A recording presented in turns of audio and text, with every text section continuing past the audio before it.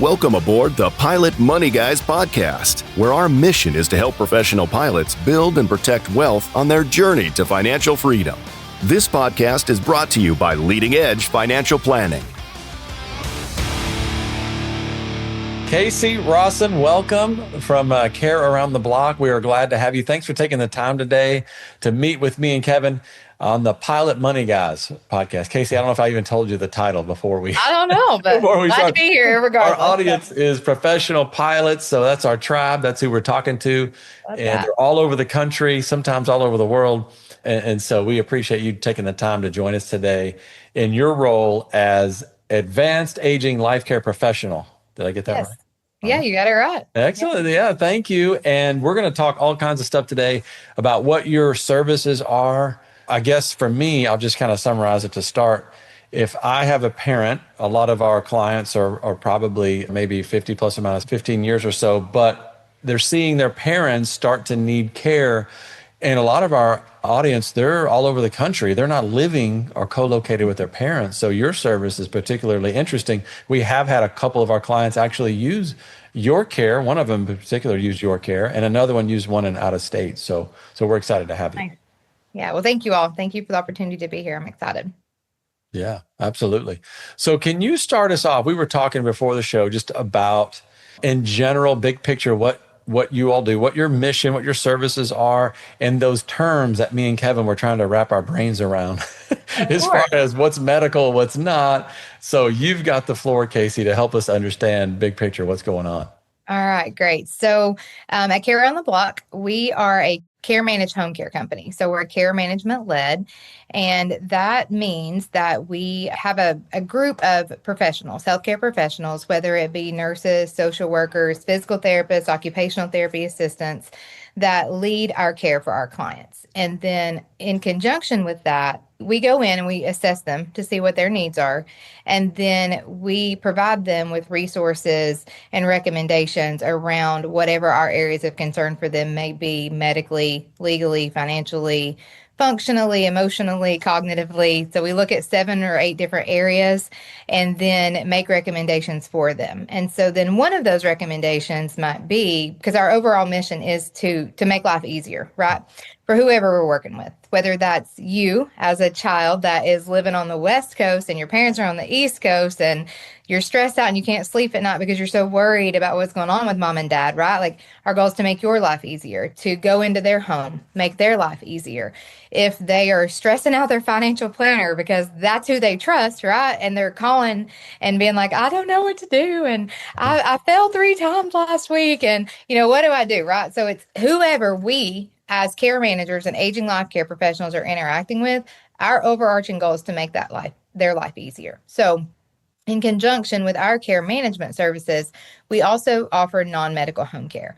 So the easiest way to describe the care management is that you would be hiring someone to help manage your healthcare needs, just like you would a financial planner to help you manage your money and plan for the future, or a lawyer to manage your legal needs and plan for the future, because you didn't go to school for either of those, right? So we are healthcare professionals to help manage your healthcare and plan for the future. If alongside that, we see that you need help to make your life easier to stay at home, we also offer non-medical home care services. And the difference with those is that's the assistive support to help you stay in your home, right? So if you need help driving to your doctor's appointments or taking a shower, meal preparation, getting dressed, light housekeeping, all of those things that you may not be able to do any longer at home just because, you're cognitively not able to remember those things, or you're physically just not able to continue to put the sheets on the bed. All of those things that you would need to be able to remain living at home, we provide that support either professionally or non-medically. So I'll jump in here, Charlie. So you can actually start working with clients or the children of clients, whoever it is that's making the call, even before there's a extreme medical need. Like if they just need some help with someone coming over and helping the parent. They don't need to have is it 2 out of 7 ADLs? Correct. Is Yeah. that right?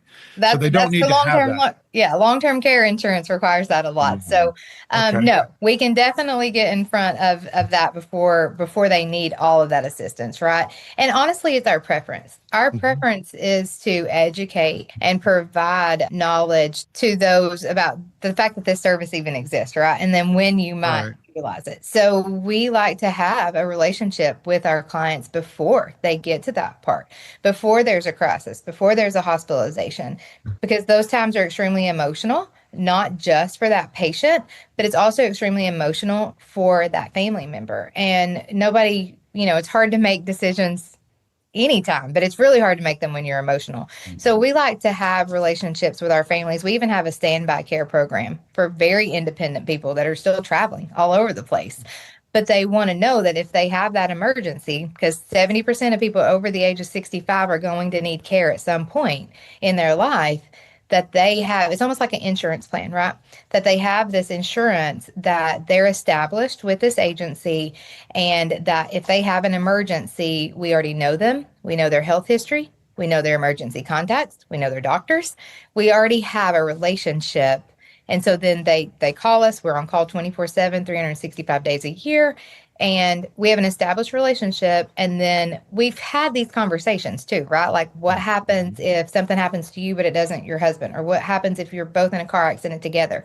Like, we have these preemptive conversations of how you would want us to handle these things, as well as knowing who their financial planners are and who their lawyers are and who's your care team, right? And if they don't have a care team, when we get to know them, we're going to help them build that, because the best relationships are the ones that have that entire care team and that care continuum built around them.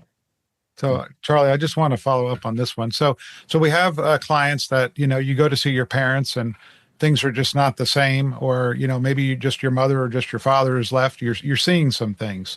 So what you're saying is that could be the time to start thinking about this. And so what kind of a checklist would I run through about deciding who to contact? Are there people like you around the country? How does a person kind of start to understand the process? Absolutely. So it's funny that you mentioned that. So it's our phone rings so much more after a holiday weekend. So we just had one, right? Memorial Day weekend, because people go and visit their parents. And I'm working 11 referrals right now. It has worn me out this week. It's been a long time since I've had that many in one week, but it's very, very common after a holiday weekend where people go and visit their parents. And it's like, oh my gosh, my mom looks like she hasn't changed her clothes in a week. Or the house is a mess, or there's all these bills laying around that say past due, or the refrigerator's full of food with mold on it. The medication bottles were refilled a year ago, but they're still full of pills and mom's not taking her medicine.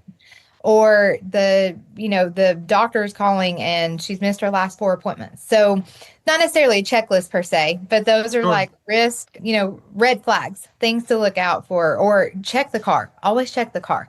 See what dents are on the car and scratches were on the car that weren't there the last time you visited. Always check the car. Check for the mail. So executive functioning is often one of the things that people lose or start to struggle with, that can be hidden pretty good in conversation. And what I mean by that is that I may still know that I need to pay my bills every month. But then when I sit down to go and do that, that becomes such an overwhelming task for me to sit down and pay my bills, write my checks, stuff my envelopes, balance my checkbook. Did I pay this one? Did I pay that one? Did I already pay this one this month? Is this on auto pay and they just sent me an invoice just because? Like, it's all of those things in that executive functioning that when you sit down to do that task, that sometimes it just becomes so overwhelming that I just get up and I walk away. And so those are the things that would be hidden in a conversation with mom that wouldn't necessarily be hidden if, or checking her calendar and seeing if, she's got Dr. Smith on there 5 times in the last 4 weeks. Like, she's probably had to remake that appointment that many times because she keeps missing it because she can't manage her calendar anymore, or she can't manage her checkbook. And then same thing with driving. Like, that's a vision thing, a depth perception thing, a not having as much awareness like of safety or judgment or the ability to react as fast as they used to. But yeah, the car is always a fun thing to check. So is there a service just for car? Because, I'm not going to say which of my parents I'm worried about, but it's one of the two. So is there like just that kind of services even? Because, like when you see your parents, it's not that, everything's happening at once, typically, like you just mentioned. It's just that you're seeing some things that are a little bit concerning. Yeah.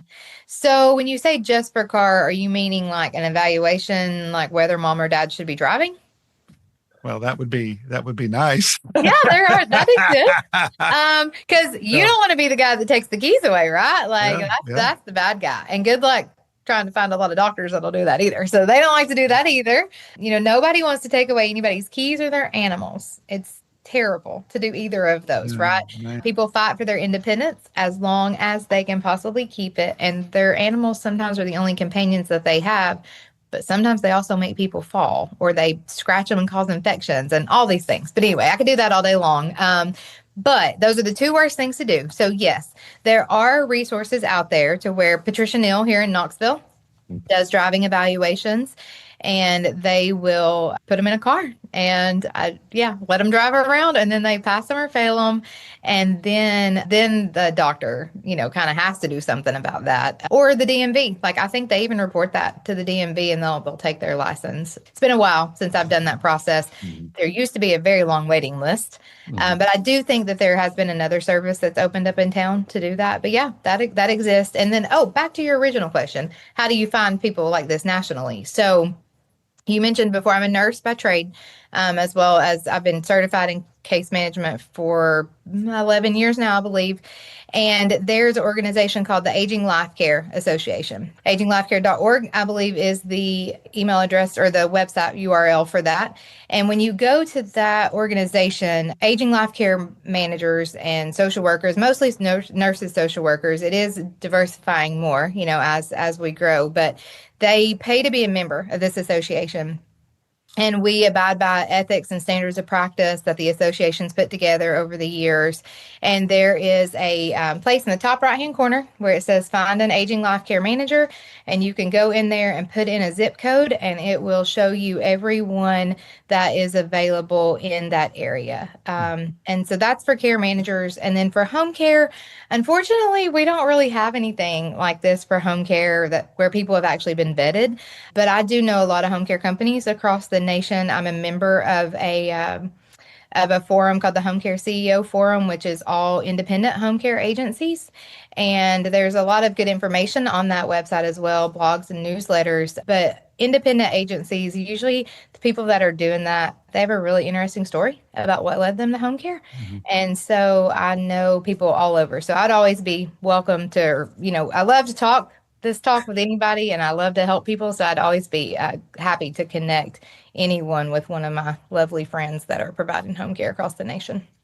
Awesome. So I have a follow-up question on the driving. So is the strategy usually to meet your parent over by the place, like go to a restaurant or something? Do you just do what you do with your pet and just take them, or how do you get them? Well, I mean, yeah, it's a pretty structured process. So you definitely couldn't meet him at the restaurant. And unfortunately, yeah.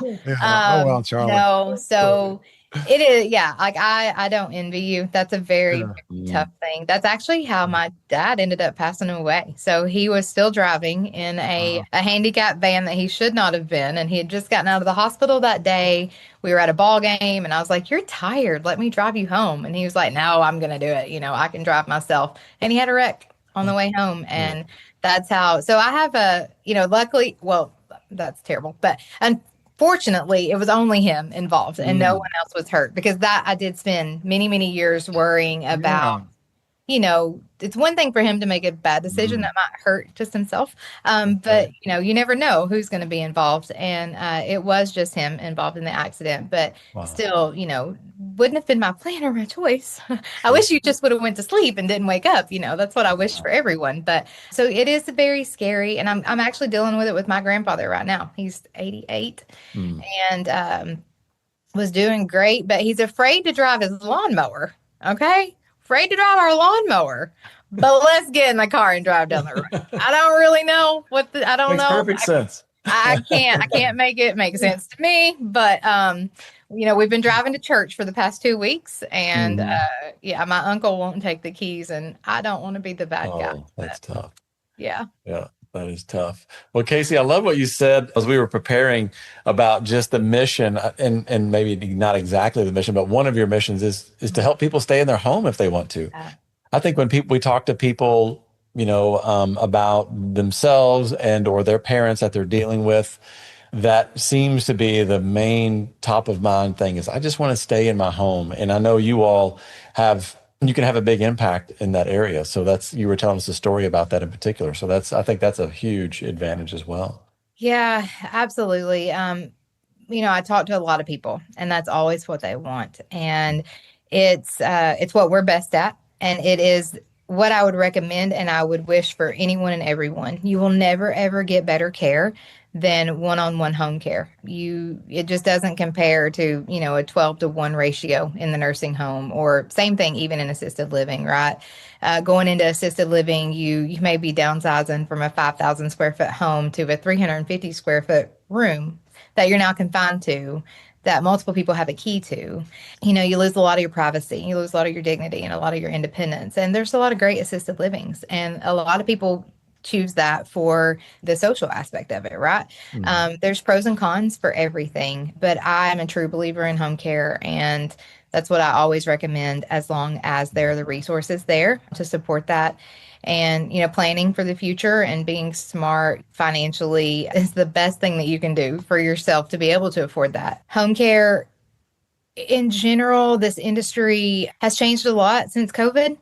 And when we first started this, we were, just to put things into perspective from a financial standpoint, because I know that's what y'all do. So we started this and we were charging $17 an hour in 2015. And Right. fast forward 10 years, and we are $34 an hour is the cheapest care that you can get. And it goes up to, 65, depending on how much time that you're getting. Mhm. And that most people cannot afford that. We're talking about, especially true 24/7 care, 25 to $30,000 a month, over and over and over again. A lot of people can afford that for a month to get through something. But the majority of people to afford that year after year after year, like maybe the top 3% of Yeah. people in the nation. And I struggle with that a lot. I don't like that is the only demographic that we're able to reach. And nationally, I don't like that. Yeah. Not just Sure. here in Knoxville. Like, home care is a traditional home care. We've got to get creative. For every 4 people that need a paid caregiver, there's one available. And that is a statistics that is about 9 years old. So it's worse than that. Nobody's just doing the math. Like, it's Sure. bad. And we've got to get creative. We've got to figure out a way to take care of more people with less people, because they need it. And assisted living is not the answer. We got to figure out how to provide care to people just when they need it, and not just have somebody sit there for 8 hours a day, because that's the easiest option.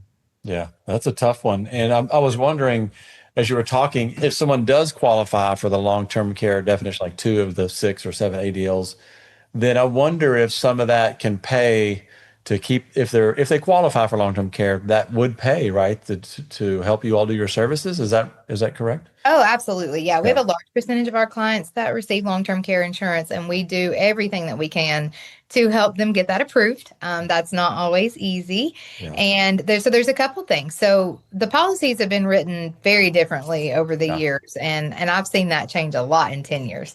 And we used to get great unlimited benefits. You could have, I don't know, $6,000-7,000 a month, and it would last for as long as you lived. And you don't see that very much anymore. Yeah. Very rarely do you see that. But so there's a couple things. So you can either qualify physically, meaning that you need assistance with 2 of the 7 ADLs, or you can have a severe cognitive impairment that requires constant supervision. Mhm. So it's one or the other. And that's, your clients that are living with dementia that need that, maybe ALS, some chronic illness that requires someone to be with them 24/7. So you can approve them a couple different ways. We try our best to provide a lot of supportive documentation. A lot of times there's still elimination period with that. You've got to have care for 90 or 100 days to prove that you need it before it starts.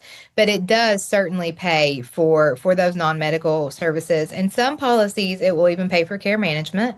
It'll let you kind of be creative with that daily stipend, or some policies will have an annual stipend or a monthly stipend. So it'll be like you get $6,000 a year to go towards your care management bucket, or you get $800 a month towards care management.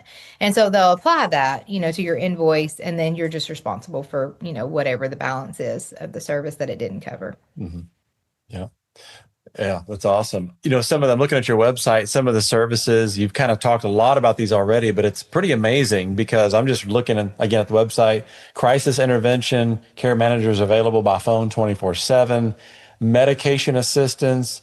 And I've heard stories before where some of the elderly people are getting multiple different prescriptions that maybe conflict with each other. And so it sounds like you all help with those things as well. Transitional care, navigating the difficult process of life after an ER visit, hospital stay, rehab stay, and then even, like you mentioned, I think caregiver coordination. So those are some of the examples right from your website that are pretty amazing. And I know a lot of our clients they're starting to see those needs in their parents, like driving and taking keys away, etc. Yeah, absolutely. And the medication one's huge. A lot of people think that's, I can't manage my medication anymore. My mom can't take care of her medicine, so she's got to go to assisted living to where a nurse will give it to her every single day, right? But she doesn't need it for any other reason other than she just forgets to take her meds. Well, it's 2025, and there's a lot of technology on the market, and there are lots of things that we can do to be creative before we have to be that, dramatic and take mom away from home and put her in assisted living just so there's a human giving her meds every day. Because we're going to have robots in people's homes. And I said 10 years, like it might be 5. I don't know if y'all have seen Elon's newest little Optimus guy, I think is his name, but it's going to happen quicker than I think I even realized that it's going to happen. And they're getting pretty sophisticated. There are lots of things already that you can do. We use a company called Sensi AI. So cool. But it is a artificial intelligence system that is audio based. And so there's no cameras. It's not watching you. It really is a trigger based, like machine learning technology, to where it is taught to listen. It's not listening to you, but it's taught to listen for certain words and sounds and phrases and things that you would want me to know about to take better care of you. And as far as I know, we're the only company in East Tennessee that offers this. So Care on the Block is an extremely innovative company, family-owned business, and we like to be early adopters of things that we really think will provide really good quality of care and make a difference for our clients. And so as care managers, what this does is it points us in the direction of the things that we need to assess and pay attention to when we come and we see you. And so it may be that you have congestive heart failure, and one of the things that indicates that you could be having an exacerbation of that is an increased amount of coughing. And so these devices, there's 3, you plug them up in the 3 main living areas that you're in. It knows what your baseline is. So it knows how much you normally cough. And if you start to cough a lot more than you normally do, it's going to alert our company and let us know. And then we're going to call you or come see you and be like, what's going on? Like, do we need to listen, to your lungs? Are you having a hard time breathing when you lay down to go to bed at night? But not just that, we had a guy that had lost his partner, and we knew that he was sad. Like, we knew that he was lonely and depressed. And we went to visit him, and he was always happy to see us, right? Because we were there and he was excited to have some company. But at night, he was extremely lonely, really lonely, and said really, really scary things that we had no idea that he was thinking about. And we were able to make some adjustments for his care because it alerted us that there was some, just a real emotional distress going on for him. We had a lady with dementia that was up all night, one night, sick and vomiting. And we called her the next morning. We're like, hey, how are you feeling? I'm great, honey. And I was like, are you sure? She was like, yeah, I feel so good. Okay, well, can I come see you? Yeah. And of course, the house is a mess. And, you can tell she's been up all night. She didn't really even remember she'd been sick all night. So you're able to get in front of things like a potential risk for dehydration, which could increase your risk for falling, which puts you in the hot. I mean, all the things. So it's, a lot of people are like, you're absolutely like, I do not want that. And I'm like, but do you want me to like know this? And do you want me to get in front of that? And it's like, well, yeah. And I'm like, okay, then I think you do want this. Or let's just try it, right? And see what you think. But it's also a co-pilot for care. Like we don't have, like I had somebody call me today that wanted 24/7 care. That takes 7 people. I don't have 7 people sitting here ready to go. And I need a couple weeks, right? Like, so, you can put something like that in there. It's not a person, but it's going to, 75 or 80% of the time, it's going to let me know if there's something really bad happening at your house. And then we do have those people on call 24/7 to step in. Yeah. So, That's so awesome. that is fantastic that you brought up AI. We were waiting for that. Charlie was going to probably bring it up, but that's fantastic. Okay. Do you know which company makes that product? The one I was just talking about? Yeah. Oh, yeah. It's Sensi AI, SENSI.ai. Okay. And it's the owner is Romy Gibbs and Alon Brenner. I think I said his last name. All right.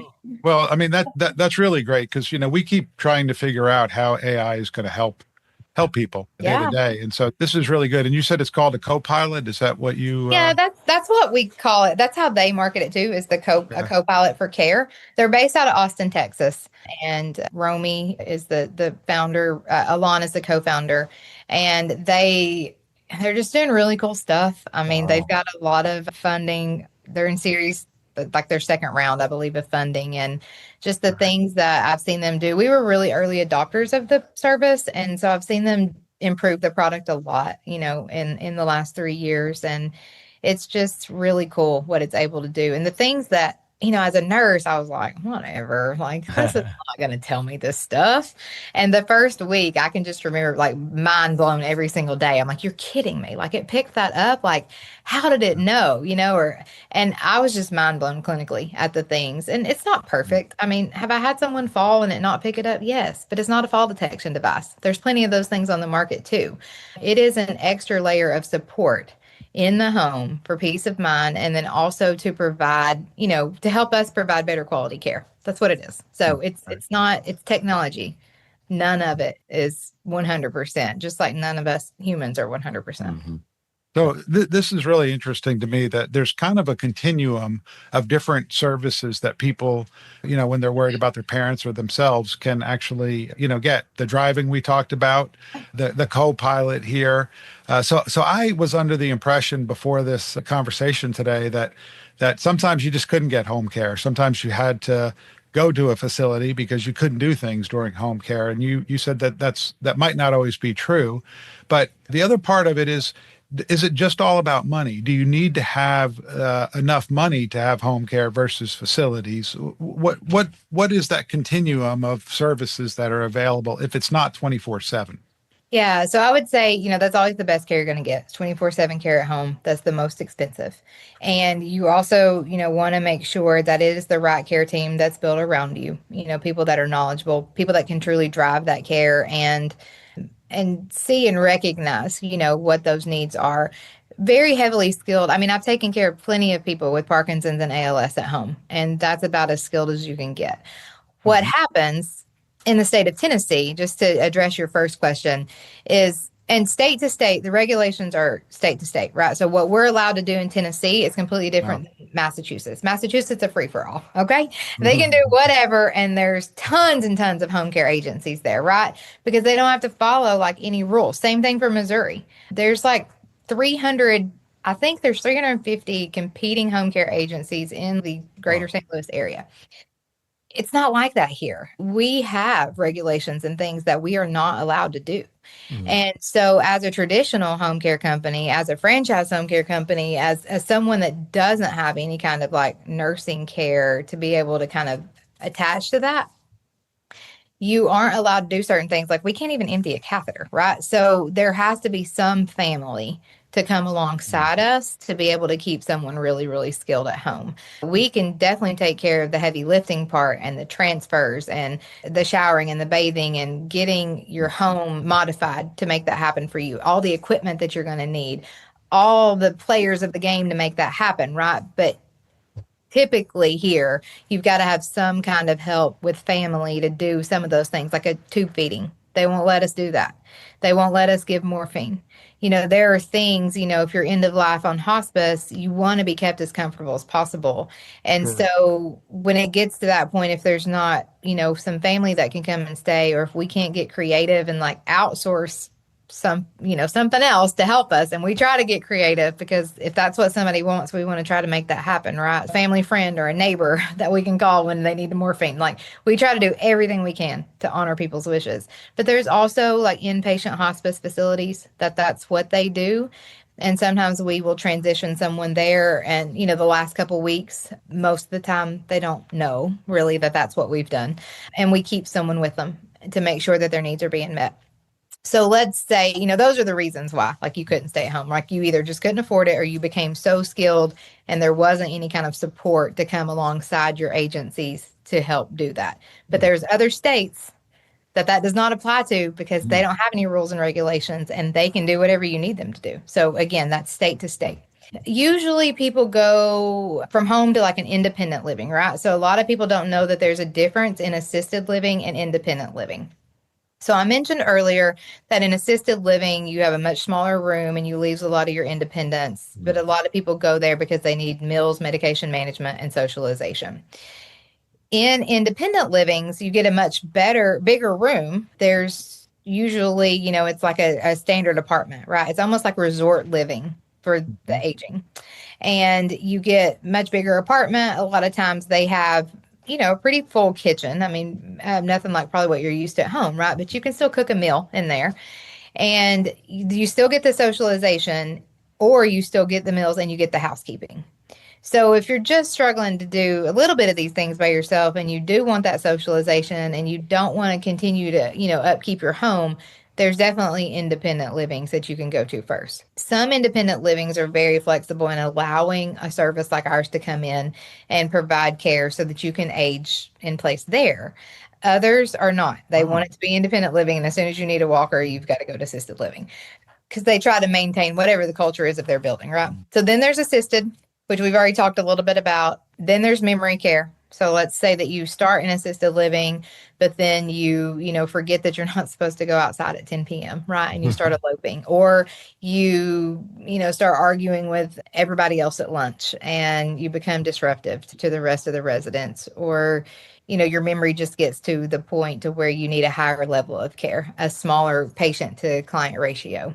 And they move you into memory care, which is usually inside of an assisted living or at a building next door, just depending on how it's set up. And then from there, there's skilled nursing. And it's more expensive than both of those. High ratios, it's very highly regulated, but in the craziest ways sometimes. Like the things that they care about versus the things that they don't just don't make sense to me. But not anything that I would ever want for anybody that I loved. So.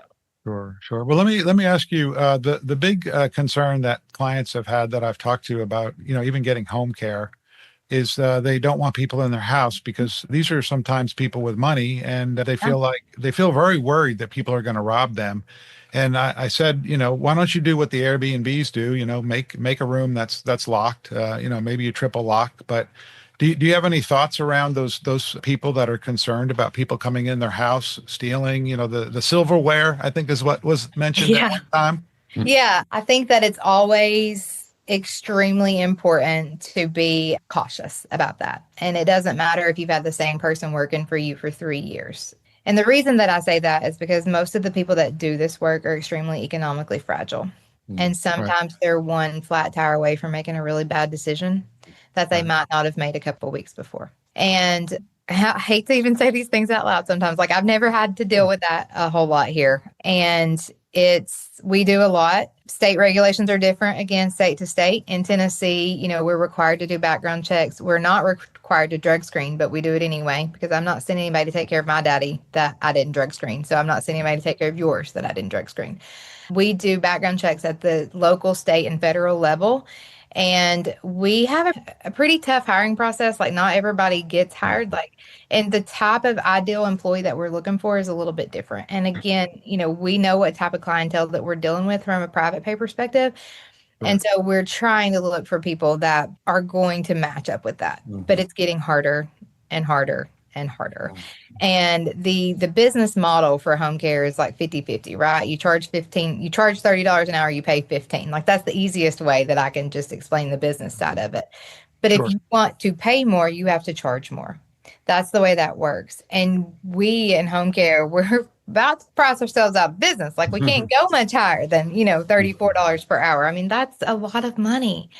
And especially for somebody that needs 24/7 care. So, if Target continues to pay 16, 17, 18, Amazon, all these people that we're competing with that have consistent schedules with a guaranteed 40-hour week paycheck, like, we are just, we're up against the wall constantly when it comes to finding caregivers. I educate on that to say that sometimes it's definitely something to worry about. Like, I would never want somebody to turn their eye to that. And people also get their favorite caregiver. Mom and dad are going to have their favorite, and they're going to come in there and talk about Susie's birthday party that's coming up next week, and they don't have enough money to buy Susie her birthday presents. And mom loves her, and mom don't want to lose, Sarah, because Sarah's the best caregiver I've ever had. And so our vulnerable adults that always don't make the best decisions, or that make the decisions out of fear, definitely can do things sometimes that we don't want them to do, right? So it's also about, like, staying on top of things like that.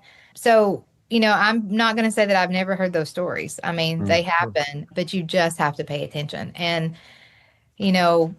having a care manager also paying attention to those things, especially if you're on the East Coast and your daughter's on the West Coast, or vice versa. Like, if you can't be there to do it, somebody needs to be doing it. And moving mom and dad to assisted living and thinking they're going to take care of everything also doesn't happen, because that care stops when they leave the door. So if mom and dad goes to the emergency room, nobody's going with them to the emergency room from assisted living. They don't have an advocate there that, hops around with everybody when they need it. So that continuum of care, goes with that client, whether they're at home or not, as far as that care management goes. Awesome. You covered a ton of stuff, Casey, so we appreciate that. Who's the first place to go to? Well, for us as planners, we would love for people to come to us. We can connect with other people, maybe an elder care attorney. Yes. People are still very confused about elder care attorneys. They still think it's like an estate attorney. But I would just say that elder care helps you when you're alive, where estate attorneys, not always, but they help a lot after you're gone. So any other comment around elder care attorneys and how to find them and what you've seen with them? Yeah, no, I agree with that completely. And I would look for the ones that are certified. So that is a pretty tough thing to do, I've heard, is to get certified as an elder law attorney. A lot of people may call themselves that, but there is a true certification for an elder law attorney. And we have several here in Knoxville. I'm pretty sure there's a national organization for that as well. I'm not going to be able to find that website for you on the top of my head right now. But if you Google certified elder law attorneys, I'm pretty sure that you can find a like a platform for that. Same thing with, financial planners. Like, financial planners, some of them have more certifications than others, and finding those, there's platforms out there to find those vetted people. I think that it's great for everyone to have an elder law attorney. I've done estate planning at 40. That looks completely different today than it does at 60 and that it does at 75. And you have to change those things as you age as well, because things change. Whether you open a trust and you put things in it, your assets change, your beneficiaries may change, like, all those things change. So having established relationships with these trusted advisors, and then them having established relationships with other resources and things that you are going to need as you age to be able to advise you and point you in the direction of vetted and trusted professionals. Like, I think that's one of our biggest responsibilities as trusted professionals, is to have a strong network of people that we engage with regularly, and that we get to know, and that I know that if I send somebody to Charlie, that Charlie's going to take really, really good care of them, and that I can say that with 100% confidence. And then if he doesn't, Charlie and I have a relationship good enough that he can pick up the phone and call me and be like, Casey, what happened with this? Like, I recommended you, and like, what went south here? Because I want somebody to call me and tell me that, right? Because I'm not going to know if they just quit services and don't ever answer my phone call. Like, I would much rather have those relationships with my care team and my providers for my clients than just randomly Google somebody. So other than listening to this podcast, are there any other podcasts that you have found over the years that have been quite helpful? Anyone you've recommended? I don't know if there's specific podcasts like necessarily for aging. I think podcasts in general are a great place to get very current information. There's a lot of things out on the market, and there's a lot of people trying to capitalize on this baby boomer silver tsunami, whatever you want to call it. Like everybody's trying to get gold mine. Right? The gold, well, we can call it that for sure. White gold. Yeah, so there's a lot of people doing things. There is a podcast called the Home Care Strategy Lab, and it's a friend of mine just started it. And it's home care owners that are on her podcast mostly, but it just, it gives you a really good idea of like things that like we deal with in this profession, and also just like the kind of people that are doing this. Like, she gets really interesting people on there. So I enjoy her podcast a lot, but I know that there's tons out there. There's a lot of good like support groups and things on Facebook for people that are living it. I lived it before I led it. And so I think that that's always given me a different perspective. But I mean, I've even gone through things. My uncle had a heart transplant. I don't do that. I'm a nurse on the completely other end of that spectrum. And I told him, just forget that I ever said I was a nurse. Forget it, because I don't know what you're doing. Okay. And so I had to join support groups, and just to get me through like him having an LVAD and a heart transplant. And that's completely different world. So there's support out there, going and looking for it and finding it. I think I really come to appreciate podcasts. You can listen to them wherever you are, whenever you are. I'm going to Sam's after work, and I'm going to be, I'll listen to a podcast when I'm there. But I think you get more current knowledge, and you get to hear from like lots of different people and perspectives all over the place. So I just think that they're very interesting. Charlie, that was fantastic. What a fantastic podcast. Thank you. We do need a call sign. Yeah. Have you come up with anything, Charlie? No, I haven't. What's that? So we have a silly tradition for our as pilots. We have call signs, nicknames. Okay. We never grow up as pilots. We always try to maintain that child, not just inner child, but outward childishness as well, right? So we'll have to give you a call sign.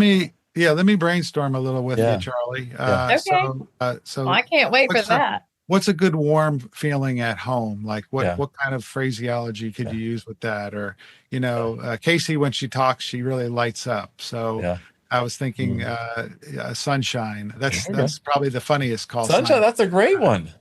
Because she's really bright and full of energy. Yeah. Like crazy. But is there anything else? Is there something, Casey, that you're thinking about with home, feeling good at home or something like that? I mean, I think, you hear that phrase all the time, like home is where the heart is, right? And there we go. Like someone told me, my dad used to tell me that I wasn't a real nurse anymore when I got into this field, because I didn't work in a hospital.